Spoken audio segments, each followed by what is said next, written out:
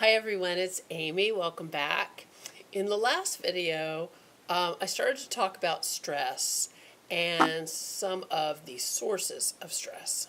So today, I am going to discuss the most common sources of stress. We all feel stress from any number of sources. There are family factors, divorce, broken homes, dysfunctional families, drug and alcohol abuse within a family, poverty, delinquency, child abuse. Any of these things can cause tremendous stress. Look, these days more than 50% of marriages end in divorce. This breeds insecurity and instability, which is a major cause of stress. We have teenagers who want independence. And this causes conflict between these teens and parents, and that causes stress. In some single-parent homes, where all of the responsibility of parenting is on one person, that causes a lot of stress. Maybe that parent isn't getting enough sleep or can't even sit down to have a decent meal. This only increases your stress.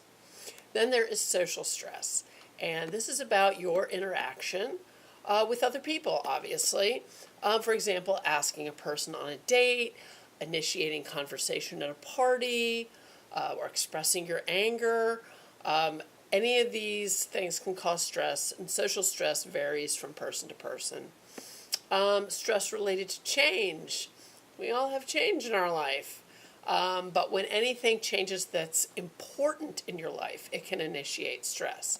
When you leave a job, start a new job, leave where you live, leave a relationship, all of these things are adjusting to a loss or a new situation.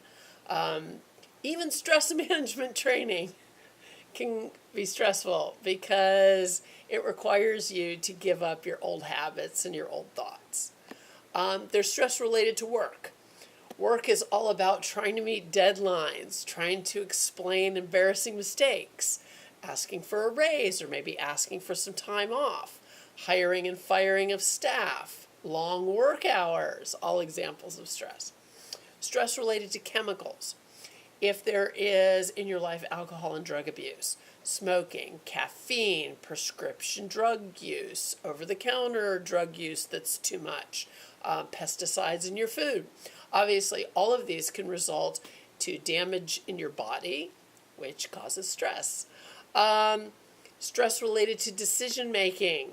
In our world, the ability to make good decisions often is compromised because of the variety of choices that we have and because of maybe limited time in making these decisions. That can be very stressful. Commuting stress. You don't just have to live here in LA to be dealing with the stress of daily traffic. Whether you drive or whether you depend on a bus or a train for transportation, they can all be stressful.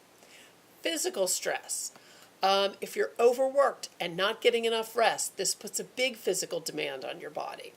If you are physically overextending yourself, not getting enough sleep, if you're pregnant, if you have menstrual discomfort, if you have abrupt change in your physical activity, abruptly, like either you're all of a sudden having too much or too little activity, it can all cause stress. Disease stress. If you have asthma, allergies, arthritis, ulcers, high blood pressure, diabetes, dermatitis, hyperthyroidism, multiple sclerosis, or predisposition for headaches, they can all be stress-provoking. Of course, stress can also aggravate any of these symptoms, any of these diseases, and more. Stress related to pain. If you have aches and pains from new injuries or old ones, or from accidents or diseases, anything that can cause physical pain can cause stress. Certain old traumas to joints can flare up at times of stress, things like osteoarthritis. If this pain causes a decline in your physical activity or your social activity, that too causes stress. Environmental stress. Loud noises, total silence, smoke-filled rooms, cramped offices, exhaust fumes in traffic, the glare of the sun, the heat of the summer, the cold of the winter, all cause stress. Phobic stress. Many people have exaggerated fears of certain animals, places, objects or situations, even if they know that these things really don't pose any danger. These recurrent fears can be intense, and they are called phobias. Some common ones are things like claustrophobia, small spaces, agoraphobia, public places, acrophobia, heights, hydrophobia, water, and some children suffer from school phobia. Social phobias can be specific fears like speaking in front of groups. All these things can cause stress. So what effects do these stressors have on you? Well, many diseases and illnesses can result or be made worse with stress, and I'll cover that next time. And until next time, please subscribe to this channel. I hope you'll feel free to get in touch with me on Facebook, through Twitter, Instagram, or through this channel. And please share these videos with someone who you think they can help. And until next time, be well.